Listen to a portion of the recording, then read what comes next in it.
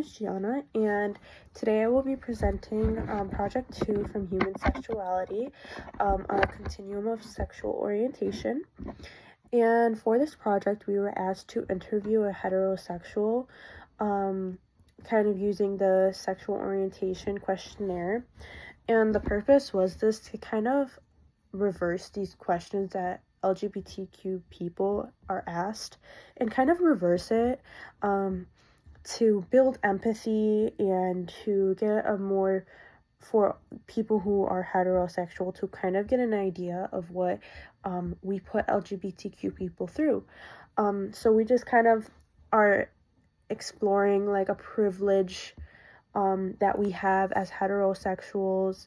And this is like all discussed in our textbook, Our Sexuality by Crooks and Bayer.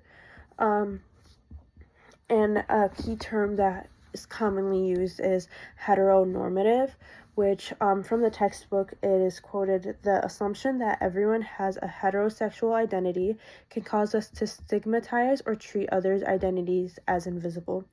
And again, this goes back to our textbook when we were talking about how heterosexuals do have privilege. So again, this project is based to kind of give a realization for people who are heterosexual. Alright, so I am first going to just go over my questions and answers that I went through with my participant throughout the interview. So we'll just get right into that and then we'll go into an analysis. So first question was, when and how did you first decide to become straight? My participant said they never really decided to become straight. It just came naturally as they became, as they grew up. And then they were attracted to the opposite sex without ever choosing it. And then, what do you think caused you to choose to become straight? My participant said there was no reason behind it. It just felt natural and normal.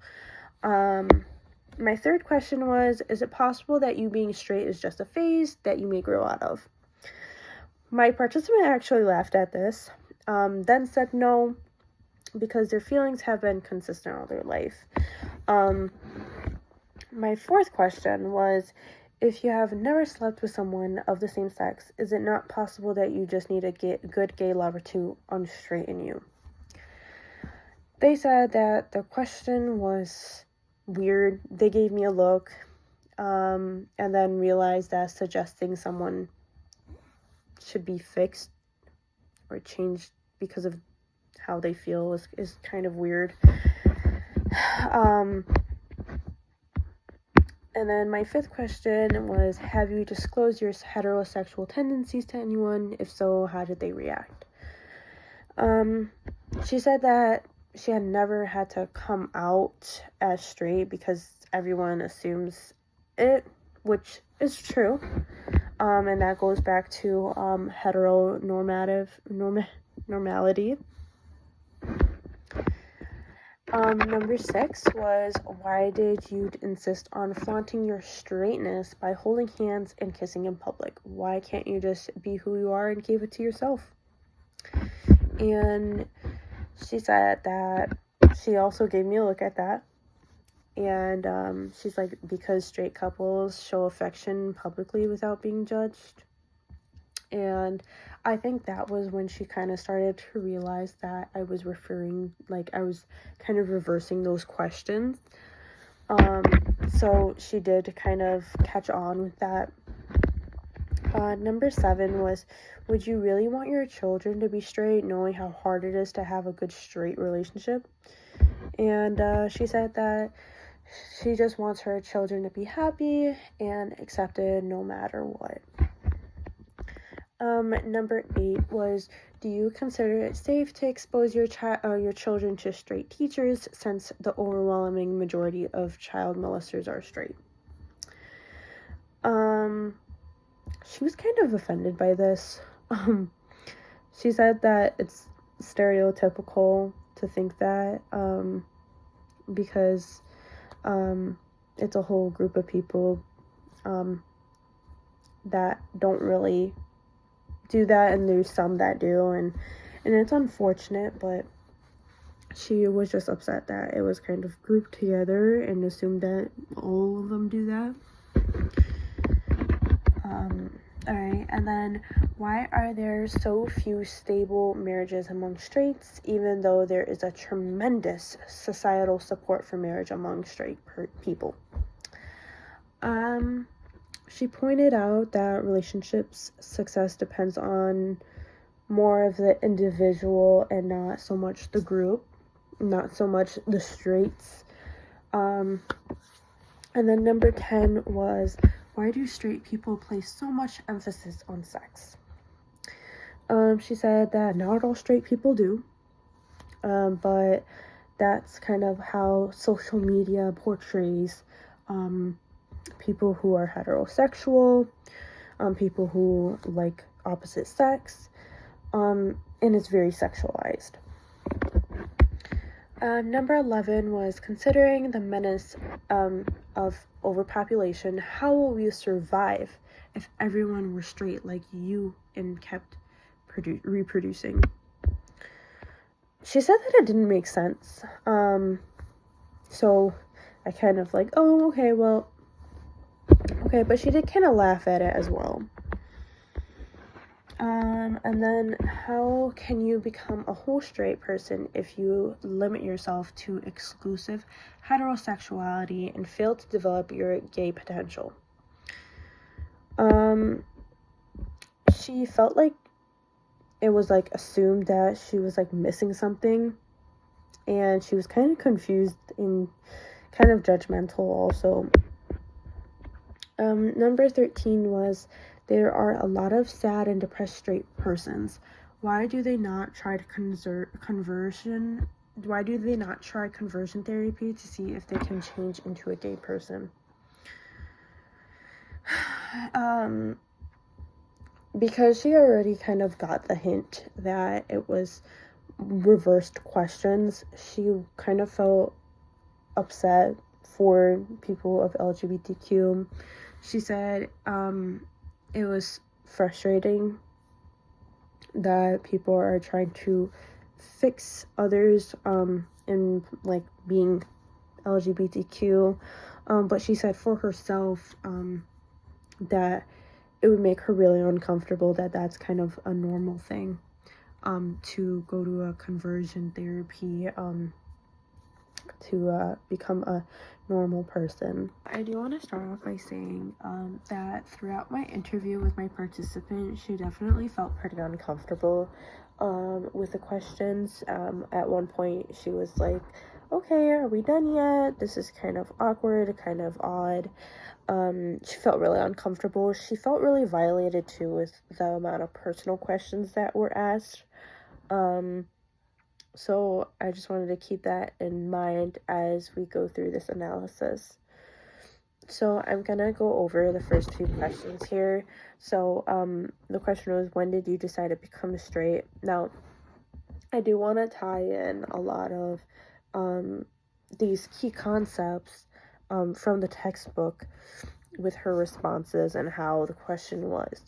Now, with that question, when did you decide to become straight? This definitely relates back to chapter 9.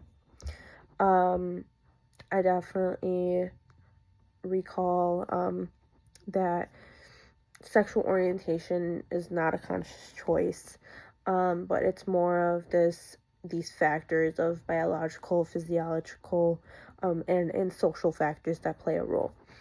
And then is being straight a phase? Now, I definitely feel like this question is pretty dismissive towards LGBTQ plus community people, because of the fact that this question really kind of states, hey, this is a phase, this is not real, this is just gonna slide over in a couple years or whatever it is. But it basically just invalidates their feeling, their sexual orientation, and how they interact with their relationships.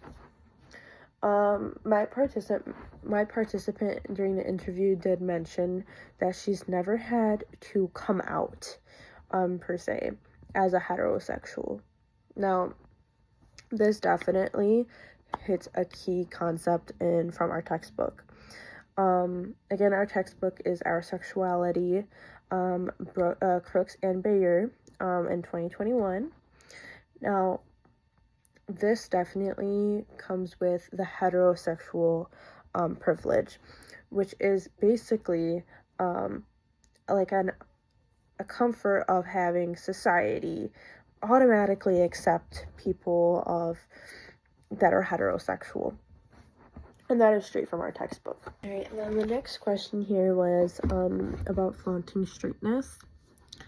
Now, this definitely shows, again, that privilege that heterosexuals have with being able to display their public affection in public, like holding hands or kissing, but people of same-sex couples are definitely hated on, and people are like, oh, this is really uncomfortable. So that definitely shows like a double standard from that key concept of heteronormativity. So I do want to mention too the straight teachers being unsafe part.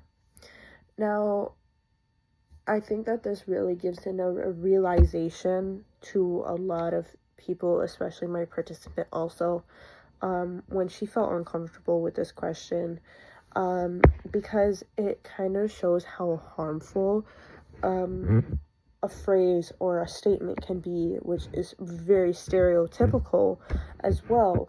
So I just like throughout this is the purpose, to find empathy through that not all people are like that, and you have to look at the individual person. Really plays a deep role. I do want to mention too that in our textbook, in chapter 9, out of 195 countries in the world, there are currently 27 countries that allow gay marriage.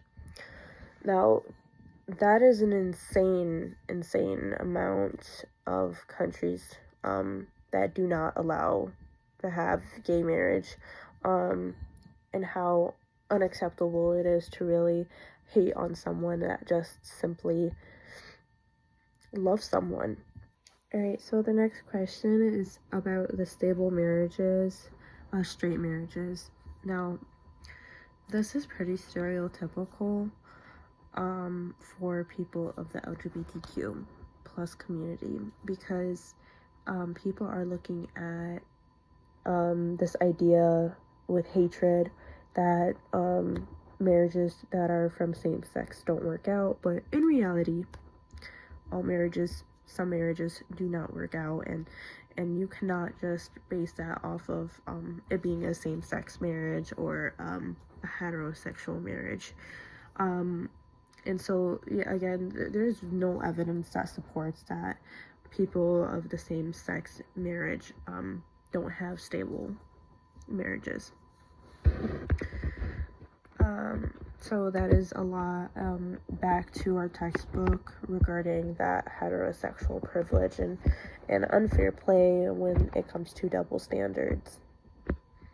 So I think throughout the hardest question for my participant was like the conversion therapy, because that really builds like empathy on the people, the community of the LGBTQ plus community, especially because so many people are against it. Now, in chapter 9, I do want to discuss a quote from Our Sexuality. It says that both American Psychological Association and American Psychiatric Association strongly opposes the practice of conversion therapy. Conversion therapy is not effective in changing sexual orientation and presents a significant risk of harm. For many people who cannot make the change they wish for, conversion therapy can contribute to depression and suicide. Now, again, this definitely creates a lot of discomfort throughout my participant and I, and a lot of empathy was definitely shown. I definitely want to do an analysis of my participants' reactions and emotions for this interview. So with the reactions, so my friend reacted to the questionnaire by actually being pretty awkward. She kind of laughed a couple times considering how she felt uncomfortable, but she definitely became empathetic after that, showing a lot of empathy, considering that she realized these questions were what people of the LGBTQ plus community go through every day. She was very thoughtful. I think one of the questions that my participant probably struggled with the most or found it hard to answer was probably considering the menace of overpopulation. How will we survive if anyone were straight like you and kept reproducing? I definitely agree how hard that is to answer, considering I mean, you don't know what to say. Really, it's something that it's not in your hands, and just because you want to be you doesn't mean that you have to change because of this part. And then how can understanding these perspectives help in creating a more inclusive and empathetic society? Now, understanding these perspectives is putting yourself in these people's shoes of part of the LGBTQ plus community. They're going through these questions that are dealt with on the daily, which is definitely emphasized in the textbook, that these questions are asked so often. They face this, and it puts empathy on these people because they shouldn't have their privacy violated the way that it is.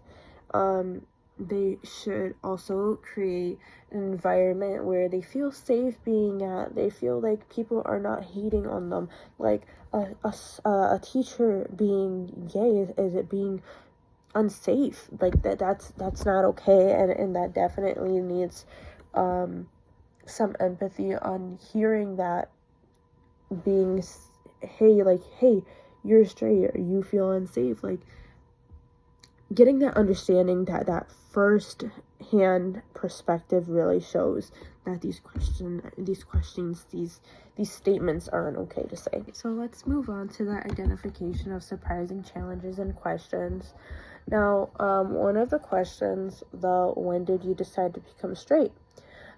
This was definitely a challenging question, considering that it was like more of the idea of that orientation is a conscious choice, and really answering that is like normal, like this is just how I am, kind of thing. So that was kind of a challenging question to answer, really. And then why flaunt your straightness in public? This kind of showed the judgment that public affection really is only acceptable for straight couples, and that was kind of surprising to me also, of really getting that realization. And then the question, is it safe to expose children to straight teachers? Now, this is kind of harmful. This is kind of dangerous to even say, considering that's stereotypical, and is definitely regarding these LGBTQ plus teachers. And it's kind of sad because these teachers definitely just want to teach kids and do their passion, but considering that people are so hateful, it's really surprising that this would be even a question to pop up. And then why not try conversion therapy? Now, this was pretty surprising because it is so common for people to say, hey, my son or my daughter needs to go to conversion therapy.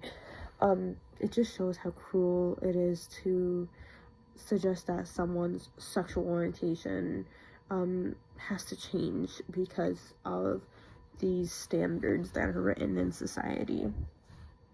Now, these questions like really made my participant and I stop and think, and this kind of shows how quickly this normalized, this bias is, and how obvious it is when it's reverse roles. So it's pretty interesting. I personally haven't even thought about that until it was really reversed, and I'm like, wow, these questions are really asked about these LGBTQ plus people and how wrong it is. Now, I think my biggest takeaway on these was how the reverse perspectives can definitely create this inclusive idea and an empathetic perspective, because it shows how these people are invaded of their privacy and so forth. And then when my participant experienced this firsthand, she developed a stronger understanding of how assumptions can really hurt people.